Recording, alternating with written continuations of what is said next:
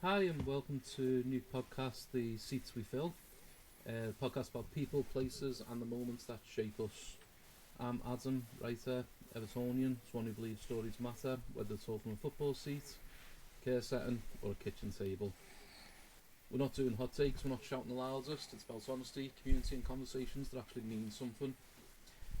Each week we'll have a different person on who will be a part of the community and have some kind of connection with the city of Liverpool. So wherever you're listening from, stick kettle on, get comfy, and let's get into it. Today we're meeting my brother-in-law, who's a expat, living over in sunny Spain now. Moved from Liverpool, but still got a lot of ties to the city and a lot of connections. So today we're talking to Mike O'Brien. Hi Mike, how's it going? Yeah, all good, mate. Thanks for having us. Always, mate. So we'll go straight into the questions. So the first one, how would you describe Liverpool in one word? I think for me, probably the word that comes to mind is hospitable. I think you hear a lot, don't you, about the kindness of Scousers and the Scouse humour and all that. But I think for me, I probably would have gone with something along the humour line if it wasn't for the situation I'm in now. So obviously, as you mentioned, I'm living out in Spain now. I've got myself a wife out here, so she's from Ireland, so she'd never been to Liverpool before she met me. So getting to bring her back to the city, quite a lot, obviously, in the years we've been together, and getting to see her experiencing the city for the first time, and sort of getting to meet people around the city and all that. It's been really, really eye-opening to me, actually, of how it can look from from like an outsider coming in and sort of getting to experience people and how kind they actually can be to someone that they just don't even know, really. So yeah, I think hospitable is definitely would be my opinion on that one, really. And how's Becca took to the city? What's her thoughts about her? She loves her. She asked me one time if we can go to Manchester when we were back, and I gave her a very stern no. But yeah, she absolutely loves it when we go back. I think we went 2023. We didn't. I think I did 2 trips back home, and she didn't come with me for either of them, for various reasons. And I remember, like, the next time we were going, she was really, really excited about it. And she's had some amazing stories as well, like back in the city. I think the one that always sticks with me. We went to one of the comedy clubs in the city when we were back, going to see one of the Paul Smith, the comedian. So we were going to see him, and we'd been out for a couple of drinks beforehand. We got in, and she was feeling really knackered because we'd only flown over that morning, so we'd been up since about 2 a.m. UK time. And we go in, and she goes up to the barmaid, and she's like, "Oh, do you do coffee by any chance?" And the girl goes, "No, sorry, love." Like, there's not a coffee machine to be seen, but she still had to ask the question anyway. But you know what? This girl, though, absolutely brilliant. She goes, "Oh, hang on a minute, though." She goes and gets a bag, and she's got a little instant coffee thing in a bag. She goes, "Yeah, I'll give you this." She's going, "I was going to save it for my break, but it's okay. You can have it instead." And God, Becca felt so guilty for it, but she was so much happier with the coffee in her. And that one, I think that's always stuck with her. That girl just went and got something she saved for herself for a break and gave it to her because she'd asked for the coffee. And obviously, we both looked a little bit wrecked as well. So I think she probably saw that she might have needed it as well. And that's one of the things about the city, isn't it? It's like everyone will just do anything for anyone, and really, if you see someone acting for someone, it's like people just go bend over backwards to try and help a lot of the time. Yeah, exactly. We always love when you and Beth come over. Obviously, you get to see the kids and go out have a meal and all that. It's always a great crack, as they would say in Ireland, I suppose. Yeah, they're definitely. I think it's meant to be crake. Is how you're meant to say it, but it doesn't really sound well in a Scouse accent. That one, to be honest with you. No, but I crake. Crake. I remember that episode. Right, crake. Let's have some crake. We're a proper Scouse in there. Yeah. So, tell us about your early roots, Mike. Where did you first sit? When was the first time you felt connected to this city? So, for me, I think sort of the first time I felt connected, it's there's quite a lot of childhood memories that I could pick from for this, to be honest with you. And for one that I want to go into, it's actually more about an area of the city that I still love going to and make sure I walk through anytime I'm back. And it's probably a bit of an unremarkable area. People walk through it on their commute. God only knows how many people per day. But for me, it's William Brown Street. So, just off the side of St George's Hall in front of the museums. you know, my earliest memory of that was I remember going on a school trip, you know, to go do the museums and all that, and it's the first time I can recall anyway being in town, you know, without my mum and dad and being there with my mates and being on a school trip and all that. And I remember just like everything was huge, you know, it was all like so big, and I was like, my God, these buildings are enormous. You know, and a couple of years later, I'd always walk through it on my own commute into work when I was living just outside the city as well. And for me, it's one of those areas that I love so much because there's a lot of history there. There's so many grand buildings, like, you know, you see the architecture on the pillars on the the Central Library and all that. I remember going, I think it must have been 2013. Unfortunately, it was the last running of, do you remember the old Matthew Street Festival? And I remember watching the stage they set up at the mouth of the tunnel just outside. So I was sat in the gardens, and yeah, I just remember sitting there and being like, this is immense. Like, what a great little area this was. We actually got sun in Liverpool, which was rare at that time. And then yeah, so for me, that area there is one that I really love. Like, there's so much great history there, like, you know, the buildings that you're surrounded by, and it doesn't feel like you're in a city centre, which I think not a lot of places can pull that off, because you are a little bit away from all the shops and all that. But like, it's just an area that I think, you know, whenever I stand there, and I kind of feel a little bit like, yeah, do you know what, this to me feels like Liverpool kind of thing. You know, we've got the great buildings around us, but we've got a lot of modern stuff around us as well. You know, you see so many people coming through, everyone doing God only knows what different things going on in their individual lives to do there. So yeah, for me, that's like the area that I love. And obviously they have the Christmas markets out in front of St George's Hall every year now as well. Like, that's a lovely area for it. I mean, there's a reason it got chose to become the scene of Gotham City, wasn't it? Really? Yeah, I mean, you had thought that Liverpool was going to be where Batman was fighting people. Yeah, I never had. You know, the cars parked up, but with the boys, and that was just something. I'm a massive Batman fan. But that was just something else. We went down and watched Batman riding his bike in one of the areas. But yeah, that area, you know, them buildings, I love them buildings. You know, just St George's Hall used to always, when I was in town, pop in and have a walk around. But I don't think you're able to do that anymore, popping on the official tours. But you can go into all the old cells downstairs, and the library, especially the kids part of the library, and not a lot of people go into there, and you just look in the way it's all that circular kind of cone place, and it's just it's just amazing down there in the buildings and the architecture, as you say. Yeah, something else, isn't it? No, but it's a great little area in the city, that. Well, that park opposite behind St George's Hall, you know, I've got a real memory of that place myself, just sitting there one night when I was having a real dark time and contemplating and thinking about stuff, and yeah, you're just sitting there and you see the whole city in front of you, and it's like it puts a lot of things in perspective for you, doesn't it, when you're there? Yeah, definitely.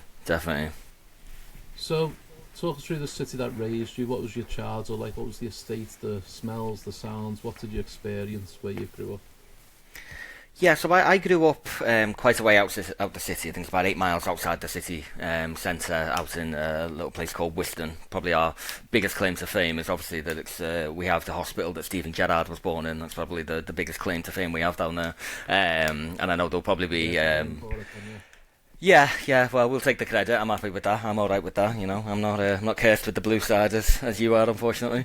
But yeah, that's probably the biggest thing we're most well known for down there, I'd say. And I guess there's probably going to be some of your listeners, I'd say, who'll be sitting there going, oh yeah, he's not a Scouser then if he's from Whiston, because we're a bit too close to St Helens for my liking, but you know, that is what it is. But yeah, for me, just like jump on that one, because yeah, they probably will be, and this is what this podcast is about. It's about people who have got affiliations to the city, who are raised in the city, who grew up in the city, you know. So there will be people, I've got people lined up from the Wirral, people lined up from Whiston, Prescott, all them, you know, Sexton. Yeah.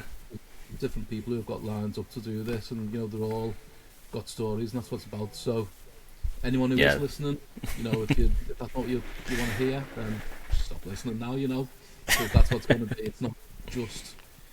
Yeah, you know, typical, I was born in Liverpool from the crow crows and whatever. This is going to be open for a lot of people who've got connections to the city, because it's a multicultural city. So yeah, no, definitely. To make it a one. No, I definitely agree with that. Definitely. But yeah, so I grew up around Whiston. So we lived on a street. I always loved it. It had such a unique name because so many places are just X Street or something like that, whereas ours was just called the Crescent. It was absolutely fantastic. It was basically literally shaped like a crescent moon kind of thing. It was like a giant U, which was fantastic. But we grew up in a house there. Round the corner from us, we always had like my nang's house, which was sort of first port of call Christmas morning every single year. And I think the most sort of defining thing I'll always remember about that area. As unglamorous as it sounds, is the sound of ambulance sirens, because we were right next to Whiston Hospital, which is one of the biggest in the area. So yeah, it was always very well known, but it was just sort of, there was something nice about it that whenever you would hear that, like that's someone on their way to go and help someone, or they're bringing someone to come and get helped or something like that. There was as weird as that is to talk about a siren as being a bit comfortable, this one for me would definitely be one. And I think the area itself, it was very, very urban. There wasn't many businesses there. It was all residential, and it was a safe area. Like, you never in my life ever felt like something bad might happen there. I remember spending my childhood, me and my mates, like we would be sort of allowed to go wherever we wanted. There was never concern from mum and dad or anything like that. Obviously our Michelle would have walked the path a few years before me, and she was the exact same, always out with her mates around the area as well. And we had the classic sort of British childhood of turning a car park into an impromptu football field. Absolutely not a blade of grass anywhere to be seen, and we'd draw the goalposts on the side of someone's house, which I'm sure they were really happy about. But yeah, for me that'd always be the area that I'll think of. Like, yeah, that's where I was raised. Went to school not far away from there either. And then my dad, he was very very proud. He grew up around Huyton, so I was always around Huyton as well. Once I got older and started going out with him and getting to know a bit more, as you get older, you get to know your parents as people rather than just your parents. So yeah, getting to spend time around Huyton with him as well. That's a part of my life that I'll always treasure. Like, whenever we travel back, we do actually always stay in Huyton. So rather than staying in the city centre, we do stay in Huyton. Obviously closer to all the family that we visit, but at the same time it's such a lovely area where we end up staying, that it's great to come back there every time. And especially with your dad as well, because he's very well known in Huyton, isn't he? Yeah. Everyone knows Chris O'Brien up in Huyton. Yeah, for better or worse, yeah, they definitely all know him. Yeah. It's very useful when you got them connections and you're walking around and being similar with people. A lot of them, my family, and know who they are and where they came from and all that stuff. So you're recognised quite easily, and it does make them rough areas a bit safer sometimes. You're like, oh, it's not that bad round here. But actually, yeah, definitely. What did you call it then? If we used to call it Kirby, what would you have called it? What, like Kirby itself? Yeah. Did you call it Kirby as well, or did you Yeah, I think we would have just called it Kirby, to be honest. I think we had a name for it. You get a lot changing around it. Cool, there's a lot of different things called it. It's just, but no, I remember when I first met Michelle and going to visit your mum and your dad and your nan and all that, and I think I remember driving into the Crescent, and then with Michelle, and she was like, well, this is where mum lives, this is where my nan lives, this is where Gina lives, this is where Helen lives, and everyone's next door. She I'm just like, Jesus, like a little, little buzzy family and all. You're all right, and all that. Yeah. But yeah. No, it was. It was one of those areas where, like, you'd know everyone in the houses around you, kind of thing, and everyone would be like on the lookout for stuff. We had an elder couple living over the road from us, and I always remember, like, my mum was always over there making sure that they were all right, but so were a few other people. I remember there was one day, I think, like, the car hadn't been there for a couple of hours, and everyone started being like, oh, what's going on? Why aren't they home? They just gone out for the day. Nothing was wrong, but everyone was noticing that there was a slight change in their routine kind of thing, and that's what you get when you live in those sort of areas where everyone is aware of each other. We all know each other, we care about each other, and we take an active interest in each other's lives as well. I don't think it's something you really get much anymore. Probably there's always still going to be some areas, but I think on the whole, how many people can honestly sit there and go, yeah, that makes with my neighbour kind of thing. Yeah, I mean, we where we were living in Bootle a couple of years ago, we didn't speak to any of the neighbours there. But now, we've moved somewhere a bit nicer and a bit more community. And we do chat to the neighbours a lot, and it does make the big difference, doesn't it, when you've got someone. Yeah, so what's definitely. It like when you're over in Spain now, Mike? How's that go for you being a Scouser in Spain? Are there many other Scousers over there with you? Do you know what? You'd be surprised, but yeah, they are. Scouse and Irish are probably... yeah, Scouse and Irish actually are probably the two most represented areas of I can't say the UK because she'll kill me if I count Ireland as part of the UK. She always has to tell me that it's not. But yeah, if I was to look at the British Isles representation out here, yeah, definitely Scouse and Irish. There's huge communities for them. So I've worked with quite a lot of people. Who, people who'd even gone to my school a couple of years before me, a couple of years after me, people who used to go to the same little parks of Precky that I lived in.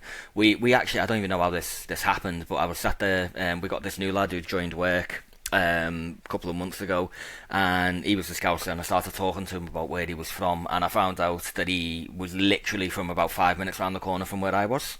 But there was another woman who worked with us. She was a bit older, and she was also from the same. I was like, how are the three people from Whiston all working in the same office out in Spain? This doesn't make any sense. Because I didn't know anyone before I did it who'd left and moved abroad or anything like that. I think the most exotic was that I had my uncle Stephen who moved to London, and that was seen as like, whoa, oh my god, he's a million miles away. But yeah, I was like, this is absolutely nuts sitting here, and there's three people all from this tiny little area of Whiston all working out in Spain. This is kind of bonkers. But yeah, so there's quite a big Scouts community out here, to be honest with you. And how'd you get treated by other people who aren't from the city who are out there working? And I think the place I live in, and I know we'll probably touch on this a little bit later, but it's such a hotbed of so many different nationalities, and within those, so many different areas that people come from as well. Like, I live in a huge expat community, so there's so many people out here who aren't from the area of Spain where we live, and so everyone is always really hospitable when someone talks about where they're from. And there's so many different cultures that it can be a little bit sort of difficult at times, to cultures can obviously have different ways of operating. The sort of like the template, isn't it? Like, the stereotype of like a Dutch person is that they're very, very forthcoming, and they don't mean to. They sound a bit rude. They don't mean to be rude, but that it's kind of that. So there's a lot that you need to adjust to, I think. But yeah, I think anytime sort of I meet someone new out here and they ask where you're from, I think it's also because I don't have the strongest of Scouse accents, and my wife's Irish. I have had some people ask me if I'm Irish. I suppose the last name doesn't help either, with it being O'Brien. But yeah, I have Irish is all your accent, to be fair. I know. I don't hear it either. Accent, but I wouldn't say Irish. Yeah, no, me neither. I think it's probably because they see the last name and then they meet the wife and they're like, oh yeah, you must be Irish then, right? You're like, nah mate, no, I'm not. You're not allowed to speak till she lets you. Yeah, exactly. That's probably why. But yeah, no, I think out here, yeah. All that kind of stereotype stuff. Yeah, normally when I meet Brits, yeah, that one happens quite a lot. I think it's always quite interesting when someone says it, because I'm like, okay, where do I reckon you've got that from? Like, have you seen the original sitcom, or has someone told you this joke, or what? Like, where do I reckon you've got that one from? But yeah, the calm down one. Do they actually know where the reference comes from, or have you just heard it from the years? Quite interesting, yeah. Yeah, I've had a mix of both. So there are some people, when I've said to them, "Oh, okay, do you actually know that reference?" And some of them gone, "No, not really, mate. I don't know. I just know you say it when you meet someone from Liverpool." I'm like, "Okay, fair enough, fair enough." And then there are some other people who obviously are very familiar with what the show is and will tell you all the exploits that the three brothers get up to, and then you're like, "Oh God, why did I ask the question? I should have just moved on."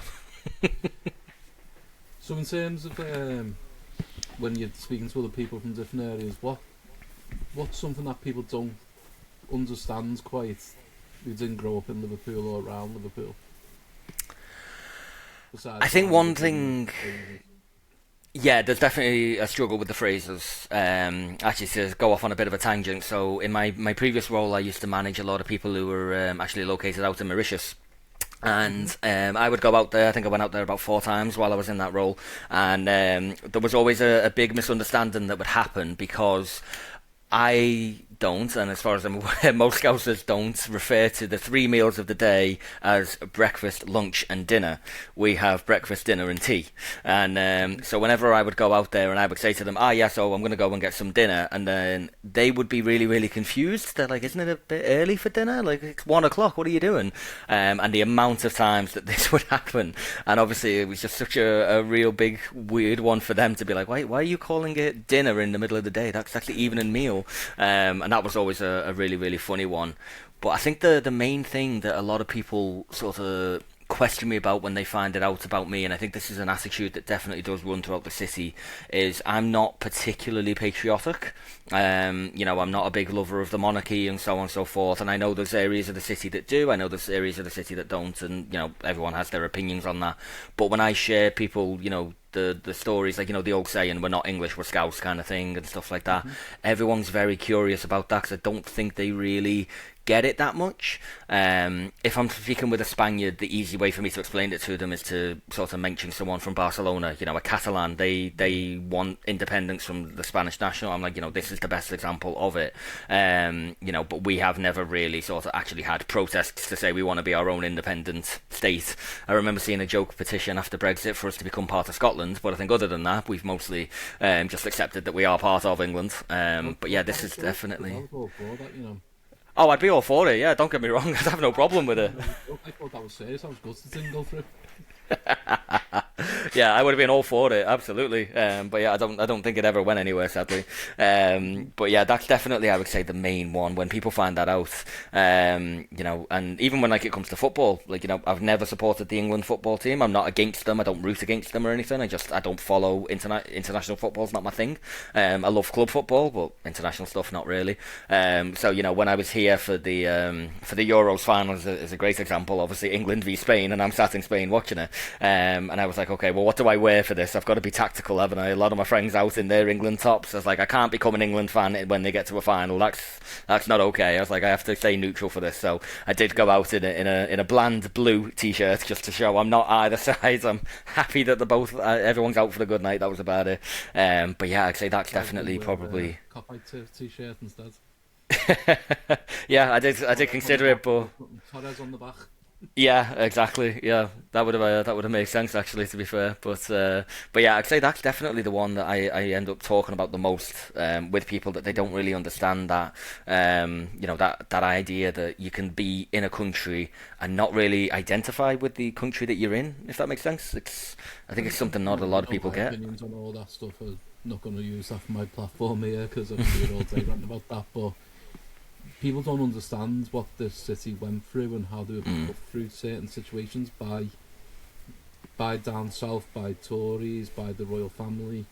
Yeah, the city has been neglected and abused so many times that people just got fed up with them all. Yeah, and, absolutely. That's why, and people don't understand it. And if you love the royal family, you love the royal family, but yeah, they're not for me. I just happily move to Scotland and be a part of Scotland or Ireland. We're known as the Irish capital as it is anyway, so... Yeah, definitely. So, tell me then a time the city tested you, a moment when things got hard, I'll only share what you want to share, but, what was the time the city tested you? Well, there's been a few times where it has been tough, and it's not really to do with the city. The main the first example I could think of would actually be, and you may not like this one, but Liverpool winning the league in 2020 and me not being able to come home. And I was stuck here because of COVID. Obviously, Spain's lockdown was way more severe than what the UK's was. Like, we weren't allowed outside for exercise or anything. We were literally only allowed outside if we were going for food or if we were walking an animal. And we didn't have a dog at the time, so literally the only time I left the house was to go for food, and that was it. And I would have loved, I was born 92, so I'd never seen us win any league title. This was the first time in my life it happened, and I had to sit at home and watch on TV because I couldn't go and spend time with all my friends who were Liverpool fans, and it was really, really devastating to not be able to come back for it at that time. Obviously that's not really the City testing me, but it was a real test of my sort of ability to just sort of celebrate anyway. But I think the one where I was tested the most by the City actually was quite recently, and obviously again it would be around Liverpool title celebrations, but obviously the recent story with the driver along Water Street. So I was in the City that day, and I remember sitting in a bar. One of the more questionable bars, shall I say, up near St John's. I think it was Smokies. I think I was in, and I remember sitting there having a beer when I first heard this story. And someone came in and told us, and I was like, "Oh my god, that's absolutely terrifying." But it took me a minute, and then it clicked in my head. My little brother's somewhere in the City. I was like, "Where's he?" So I tried to ring him, and he he didn't answer the phone, but I was like, well, look, if he's at the parade, he probably can't hear it, so that doesn't necessarily mean something's bad.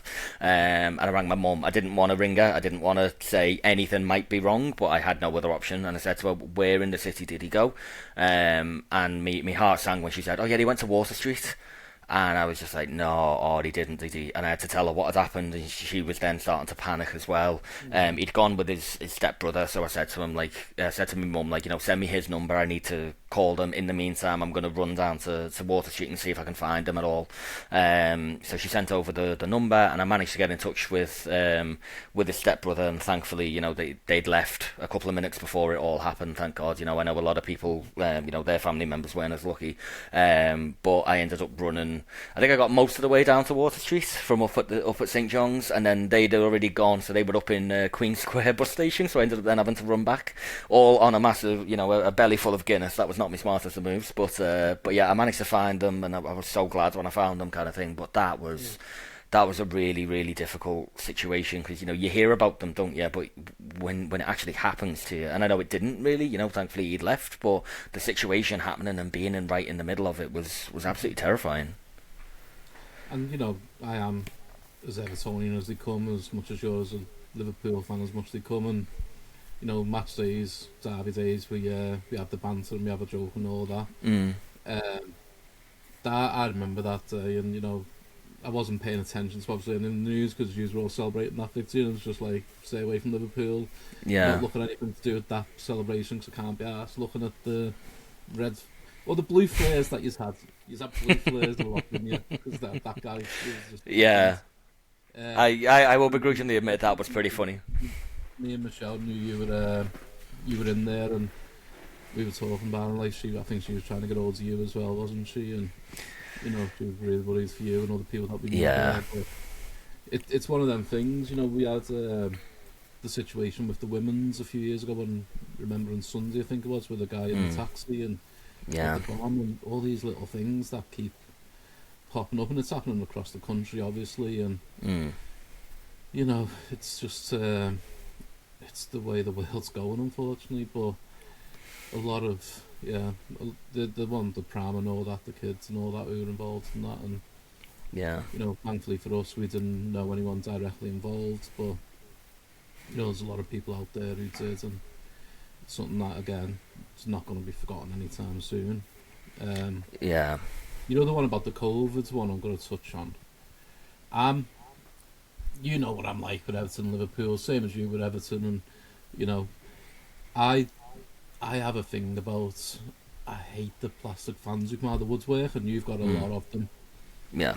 And whenever something comes out, and I really feel for you on that, man. And I don't only feel for the pool fans, but yeah, I remember speaking to you about it, I think, briefly. Yeah. When you come over and all that, and I was like, you know, because I know you're a genuine fan, and you know your stuff. You're not one of these.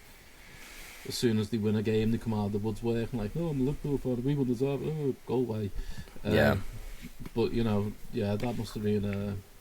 And the other thing with that as well is because we had Charlie, didn't we, in the 2 weeks before lockdown started, and Yeah. normally you're able to come over in like the first few months, and you've seen the kids and met them.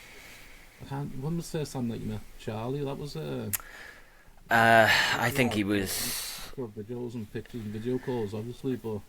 Yeah, my first time home. So COVID broke out. What was it, March 2020? Wasn't it? Because March 20, because he was born February 20. yeah.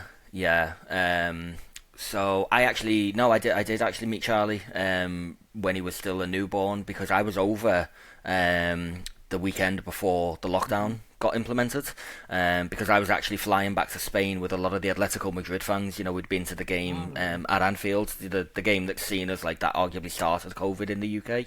Should never really have gone ahead. You know, Spain at that time was really bad for it. They should not have been sending Spanish fans over into England, quite frankly.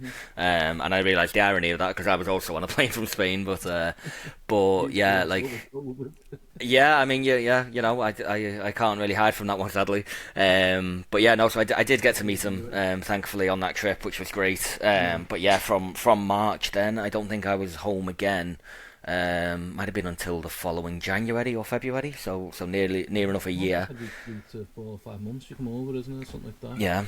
Yeah. Well, the thing was, Spain actually had a second lockdown, which a lot of places didn't. So we were allowed out of lockdown for about a week and a half, I think it was, and we were starting to plan a trip home. We were like, come on, let's do this. And then we went right back in for another month, and it really sucked. So we were like, okay, fair enough. So when we came out of the second lockdown, we were like, you know what, we're going to have to keep waiting a while until this settles down, because some places still had closed borders anyway. So you're like, yeah, just don't do it. Like, just stay where we are. We did a few little trips around Spain when we were able to travel, but yeah, like it took just shy of a year, I think, before I could come back and, you know, obviously see my family and stuff again. That one, and I remember then because I saw Charlie when I came back, and I was like, I've missed him being a baby. Like he's already, you know, he's near enough 1 year old already. Like I've missed the whole newborn stage with him, really. It was a crazy time, wasn't it? Yeah, it was. So let's move on to the next part. Something a bit fun. I've got a bit of a quick fire Scouse quiz for you. Okay. So no overthinking, just quick fire questions. Just want a quick fire response. First thing that comes to your head. Okay. You up for this one? Yeah. Yeah, let's do it. This one's pretty easy. You've got an easy answer to this one. So blue or red? Red. Yeah. Chip balm or chip butty? Butty. Red cabbage, beetroot or none? None. Ooh. Best crisp in the offie? Oh, I'd have to go with McCoy's. What flavour? I think so. Bag of McCoy's flame grilled steak. Just phenomenal. Home and Bargains or B&M? Oh, home and bargain. Every day. What's your equivalent in Spain, by the way? We have one called Dia, which is kind of like that. Which would be like sort of seen as a bit of a supermarket, but it's not really a supermarket. But it's all very discount stuff. Okay. What you call trainers? Trainees. That's since Michelle, actually. Michelle, Is it, yeah? Right, pick one. Lad, lad or kidder? Lad. Say sound how you mean it most. Sound. Yeah. Best insult that's technically not an insult. Oh, one I use quite a lot is that I refer to people as a whopper. And do you know what? It has led to some really bad instances in my life. Apologies to go on a tangent here. I was working in Preston when I was at uni, and we had this customer come in, and you know, it was a couple, and I'll speak candidly, they were quite a larger couple, but they were always really tricky as well. They were very particular about how they liked it. People didn't really want to wait on their tables because they knew it could be a bit of a tricky one. And I remember saying to one of the girls I was working with, she was Welsh, and I remember saying like, "Oh God, yeah, we've got that Whopper over at table 7," and they thought I was commenting on her weight. And they're like, my God, that's really horrible. I was like, what?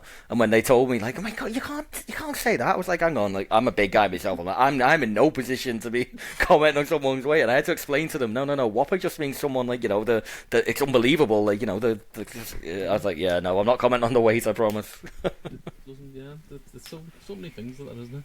Yeah. Finish this sentence. I'm not asked, but... Ooh, I'm not asked, but I will. Best place or person to get proper Scouse from? Oh, that's a good one. Maggie Mays, but shutting down, isn't it? I think.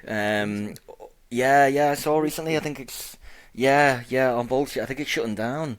I haven't been for years. You know what? I keep saying every time I come home, I'm gonna go. I've got to take Beckett in for a bowl of Scouse. And then we get sidetracked with all the different plans we have around food and all that. And then I'm sure I saw something the other week that it's shutting down. I'm not entirely sure. Maybe it was. It was on the Echo, so it might have just been a clickbait headline. I don't know, but I think I did see something that's shutting down. I think then maybe next time you're out open, we're catching up. There's no new go to Shiraz, isn't it? Let's change up and go to Maggie Mays then. Let's boot that one in. Yeah, definitely. I'll speak to Michelle and try and persuade her, because she's like with food. So awkward and everything. Yeah. Favourite Scouser?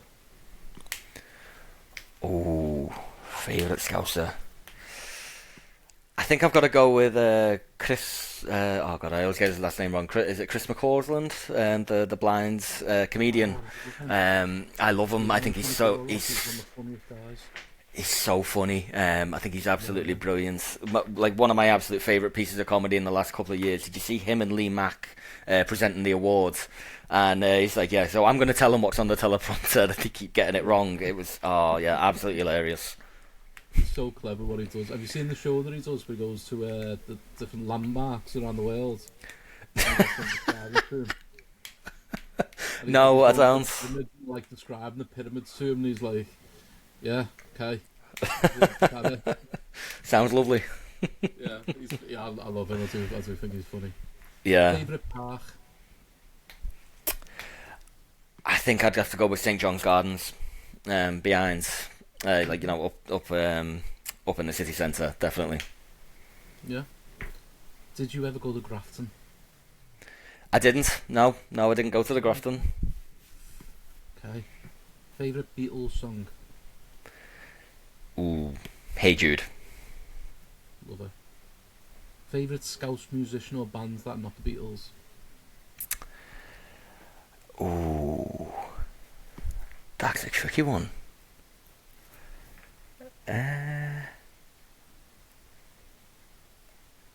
Oh no, I can't pick one. I'm gonna pass on that one. Okay.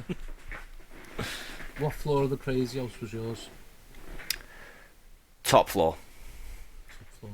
It's the only floor. Radio City or Juice FM? Oh, Radio City. And favourite place for a night out, past or present? Concert Square. Used to just love the sort of mix of places that you could go to. Concert Square was the first ever place I went out in town. Yeah. And we were allowed to get in when we were like 16 and all that, so yeah. Okay. Yeah, I missed that era, mate. By the time I came along, all the IDs were needed then, so yeah, I missed that sadly. Oh, they were needed then. We had fake ones that we made ourselves because they wasn't too advanced back then. Ah, well, fair enough, yeah. What's the Scouse trait that you carry? What bit of you can only be forged in Liverpool? I think probably my most Scouse trait is that I am so ridiculously vain on my trainers. So when it comes to a pair of trainees, I have so many of them. Like I'm worse than a woman for how many pairs of shoes I've actually got. You can actually see some like behind me in the little boxes. But yeah, like I can't say no to a good pair of trainees when I see them in the shop. I just can't walk away. Like I'm stood there and I'm like, oh yeah, like they're 80 quid. They're meant to be 85. I've got to get that. It's not a great bargain, but I'm like, yeah, but they're lovely. Like I want them. So yeah, I'm really, really really vain on me trainees. So they'll, and I think that's such a Scouse thing as well, is to love our shoes. Like, you look at the new Sports Direct that's opened in the city centre, like, it's enormous, and every ounce of every like little inch of the wall is covered in a pair of shoes somewhere. So yeah, I think definitely love of trainees would be the one. Yeah, I'm the same. As a me old time, I've got my background on the Red Army. There's probably got 30 pairs there, to be fair. Yeah. It's something. It is a proper scout thing, trainers, isn't it? Yeah, it is. Got to be like the right pair and go with the right outfits, and that's just the lads, Yeah. So not girls and their obsession with them. Yeah, I don't know. Like, the amount of times I've always got, like, my trainees will be matching the colour of the shirt that I'm wearing or something like that. It's just like, I've got to have it. Like, the trainees are part of it. Like, they're more important than the shirt I'm wearing, quite frankly. Yeah, that's it. Like. So, talk about what you're doing now, but tell us, what seats are you filling now? What are you doing today? What are you proud of, and what are you building on? Yeah, so as you mentioned, I'm living out in Spain at the minute. So I live down in the very south of Spain, about 90 minutes south of Malaga. And I actually work in a British overseas territory, Gibraltar. It's an interesting one as to how many people will have heard of it. I actually hadn't heard of it when I applied for a job out here, funnily enough. Really? Yeah. Well, you know what? The funny story of how I ended up in Gibraltar is that I'd been working in the city, been working at one of the many escape games that we have around the city, and and I'd gone for a new role, and one at a higher level, and unfortunately I didn't get it. Okay, it happens.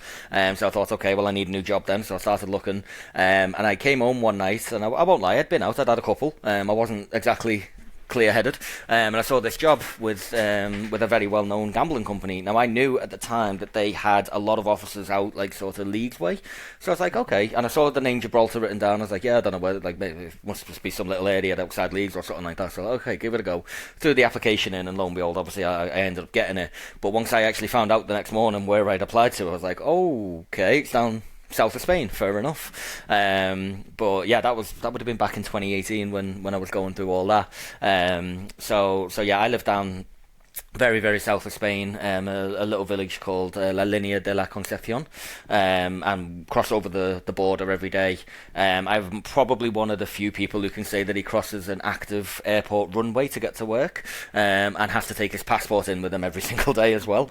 But yeah, it's a really small little village, but it's such a large expat community because so many people get brought over here to work for companies out in Gibraltar, and that's how, like, you meet people from all over the world. Like, there's people I've met from countries that I would never have thought of saying, like, oh, I should go there sometime, and then you speak to them and you hear so much about it. But I've been out here now for just shy of 8 years. I think it'll be eight years in March next year, and I think that would probably be the thing I'm the most proud of, because it's not easy to leave where you grew up. It's never easy to move to a new area anyway. To leave where you grew up is difficult enough, and then to go to a foreign country, I think is even more sort of the next level on top of that. So I came out here, and I was really fortunate that I met Becca very early on in me being out here, and she did help me a lot, with getting accustomed to living out in Spain, and being able to build a life out here, being able to build a career, and not really ever feeling, I don't belong here, what am I doing, I should just go home, like, anything like that. Being able to adjust and learn how to live here, but still, not forgetting where I came from is definitely for me the thing I'm most proud of in my life, I would say. Brilliant. When you first decided you were moving over there, and that was all like dawned on you, I need to know now, who's you more scared telling? Your mum, your dad, Michelle or Macy, your nan? Oh, my nan. Absolutely, my nan. I knew my mum wouldn't like it, but I knew she'd do the typical mum thing of, well, whatever you want to do, it's, we'll support you. My dad, in typical my dad fashion, he didn't ask, oh, well, how do you feel about it or anything like that. He just asked how much they were paying me, which, all right, fair enough. All over that, weren't it, really? Yeah, exactly. Dad just going, yeah, good money, lad, good money. Yeah, exactly. Yeah. Yeah, Michelle was same with my mum. Like, she was very supportive. You know, she didn't really want me to leave, but she was like, yeah, do you know what? If it sounds like a good opportunity for you. But yeah, I was terrified of telling me nan, because I would stop around my nan's every Wednesday night, go around, I'd have my tea. She'd give me a mountain of food, like, you know, only a grandparent can do. I was terrified of telling her, but she was absolutely amazing, because I was struggling with the decision, if I'm honest with you. I actually told the story on my wedding day, that basically I'd had my mum, my dad both say to me, "Oh, we'll support you, but you know, we'd love you not to go," and all that. And I was really knife edge. Do I do this or not? Do I do this or not? And it was actually my nan who turned around to me and she was like, "Michael, fuck them." She's like, "If you want to go, you go. It doesn't matter what they say. This is about you." And she was absolutely brilliant with it, and that really put it in. I was like, you know what? No, you're right. I'm 26. Now's the time to do this. If I'm ever going to do it, this is the time. So, and she's the one that sort of gave me the little push to go and take the plunge and do it. But yeah, she was definitely the one I was more nervous about telling. That's brilliant, though. So, where you are now, what would your younger you make of what you're doing and where you are? I think younger me would probably think I was lying if I told them where I was, to be totally honest with you. I remember my mum asking me one year when I was a kid, would I ever be interested in doing Christmas abroad? Because she always used to watch those shows, you know, Bricks Abroad and all that jazz. And I think it was a show like, you know, some expats would move to Australia, and she was like, "Would you ever want to do Christmas abroad?" And I said, no, I like the cold too much. I can't do Christmas and not be cold, and, you know, see me nan and go and, you know, play with all the new toys while my dad's out at the pub and the dinner's getting made and all that. So yeah, I think younger me, if I could speak to younger me and go, did you know you'll not only will you be married, but you'll be living out in Spain, you know, and you'll be in a really good career and you know, really, really happy with where you are. I think I'd probably look at you and go, nah, man, that's not happening. That no chance. And from what I've heard about when you were younger, Mike, as well, you weren't very experimental with food either, was you? So it's quite surprised that you go through. Yeah, not even a little bit. Yeah, basically, yeah. The running joke in our family was that I will grow up to be a cheeseburger, because that was literally all I would ever eat. And I mean, even now, you know what? I've still got. You mentioned before about our Michelle being tricky with food. I'm still tricky with food. Don't get me wrong, that hasn't changed. But I have got a lot more experimental by living out here. I still won't go near seafood. That's not my jam, that. But yeah, when it comes to living out here, yeah, I did have to adjust my diet a fair amount. But yeah, no, thankfully, you know, I've come to one of the countries in Europe that I think is very well known for having good cuisine. And I'm living in a place where a lot of fresh food is readily available. So yeah, it's good that I came somewhere that had a good food culture, I'd say. I mean, I don't even know what would be worse, you or Michelle, to be fair, because I actually, when I cook, sometimes I'll hide stuff in the ingredients that Michelle doesn't know until afterwards, so she'll eat it, because it's like part of the ingredient. Like mushrooms, I've like chopped them up so finely before. Yeah. To put in like, stuff so she doesn't know. And garlic was the worst one now. When she found out once I gave her garlic, like, what do you put garlic in it? Like, do you like it? Like, well, yeah. Well, problem then. Yeah, just get on with it. I think I'd probably say now it'd probably be Michelle would be the worst. With me now living abroad and having to change my taste and be a bit more open to things. I did actually, a similar story happened. Becca was making brownies one day. She came out to me. Actually, I'm curious if you find this weird or not. She came out. She's like, "Oh, have a brownie." I was like, "Yeah, okay, I'll have a brownie." And a bit into it, and I was like, something weird about that brownie. What have you put in that brownie? And she'd put aubergine in the brownie. I was like, what? Yeah, I know, right? How weird's that? But yeah, apparently, like, she got it off, you know, this because she's very active in the gym, so it was seen, you know, recommended recipe for gym users, and I was like, you've what? You've put aubergine in the brownie, and I was like, oh my, that's grim, that. But quite frankly, it's the only time she's ever actually got me to eat an aubergine as well. So, and it'll probably be the last because it wasn't a good experience, But yeah, an aubergine brownie was definitely. Yeah. She's lovely in sounds, isn't it? Because that's like get off the house material there. Yeah, I know exactly. The problem was it was COVID, mate. I couldn't kick her out. She couldn't go anywhere. Oh, but yeah, aubergine brownies. That's a strange one, that. Yeah, so I can't trust a brownie off her ever again, really. Anytime she's making brownies or cakes, I'm like, yeah, no, I can't. Yeah, the trust is gone, I'm afraid. And it didn't taste nice either. God, no, it was terrible, and like the texture was off as well. Like it didn't fit with how a brownie should be. It was just very, very bizarre. That is, yeah, I don't know how I feel about that one. That sounds a bit strange. I can't speak on more on that one. So, what does Liverpool owe you, and what do you owe the city? What's your legacy? What do you want to leave behind?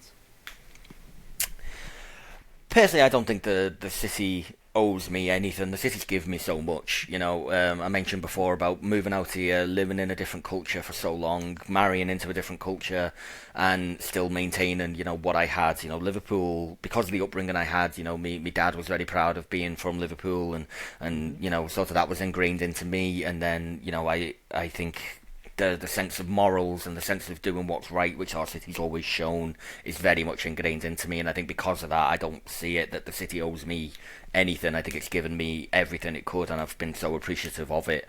I do hope one day to return and to live in the city again, and do anything I can to try and contribute towards the city. As you know, obviously, I'm currently in the process of writing my first novel, and I've based a lot of it in the city. So paying homage to the city and its landmarks, and the people in the city are shared in the story as well.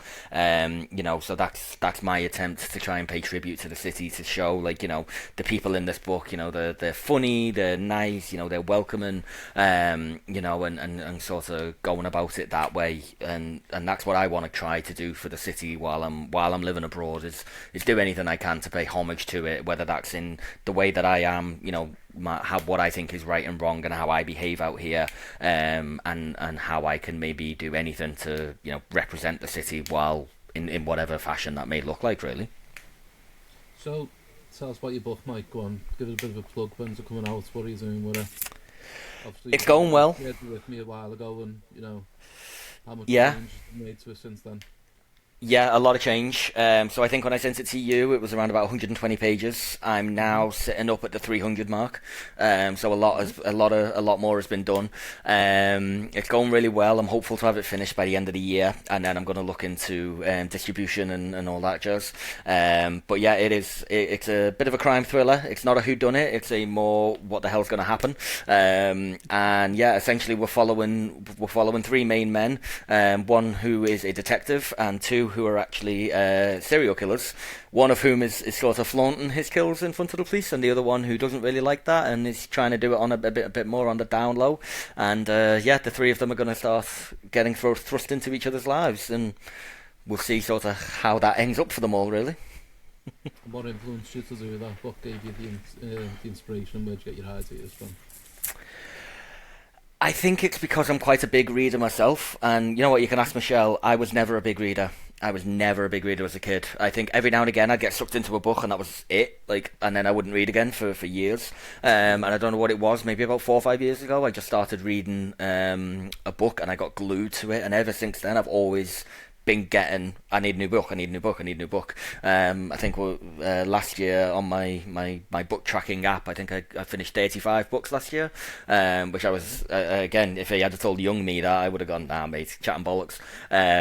So yeah, I've always been a big reader, and I've always liked the sort of thriller genre, and I came up with an idea.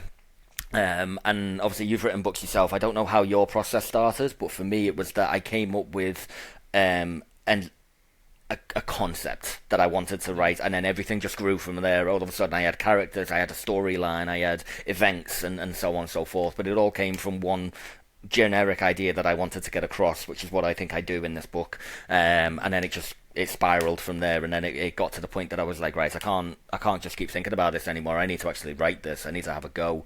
And truth be told, and again, I don't know if you had this, I started writing it and I never really expected to finish. I thought this might be something that I glue myself to for a couple of weeks, and then probably it just falls by the wayside, and in a year or so I'll find the document hidden in my OneDrive somewhere and be like, oh mate, I forgot about that. But yeah, no, I've managed to stick with it. I'm 300 pages in. I think I probably need to do another 30 to 40 to get it finished, and then and I'm really proud that I've been able to actually stick with that and get as far as I have has been incredible. So to finish it would be phenomenal. Yeah, it's amazing. I mean, it's really good. When I read it, the first version that you sent over to me, when I had to look at it. I'm very new to all this myself, you know, the writing and all that. I'm putting a book out in August, and you know, took it from there. But I think, yeah, probably the same for me. You know, start with a concept, you have a bit of a idea of what you want, and then you just see it expanding, and you're looking and you think, oh, I need to put this in, I need to put that in. Yeah. You just got to be very mindful of over adding to it, I think, as well. Yeah, absolutely. You've got to get yourself to a point where it's like, right, it's ready, and you need to have that kind of line in the sand for yourself, otherwise you're just always going to chase something more on it. Yeah, definitely. I think I probably rushed mine a little too quickly on the first one, but it's went down really well with a lot of people, and it's got a lot of good feedback, so it must be alright. So yeah. If you were rewriting your first book again, would you make changes to it? Yeah, so this is something I talked about with someone. In the first book, it's obviously based around the last year at Goodison, and it's very fictional. And all the matches were fictional, and all the games and all that.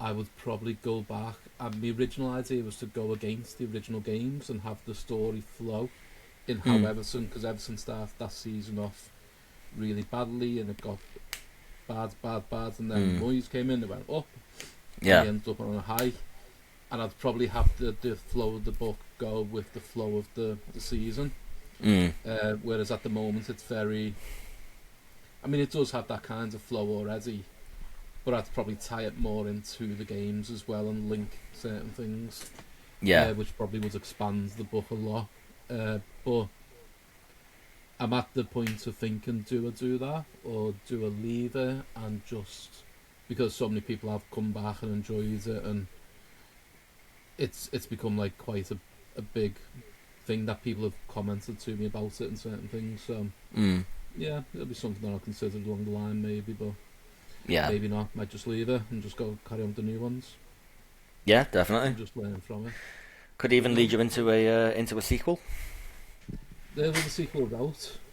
I've got a whole series of them coming out, that one anyway, so it's it's nice. it's a strange little world, but you'll enjoy it when you get into it, Mike.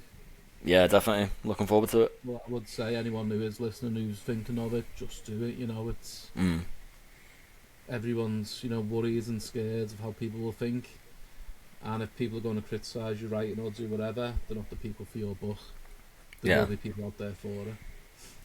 Yeah, definitely. So, last one. What's your favourite Liverpool word or phrase?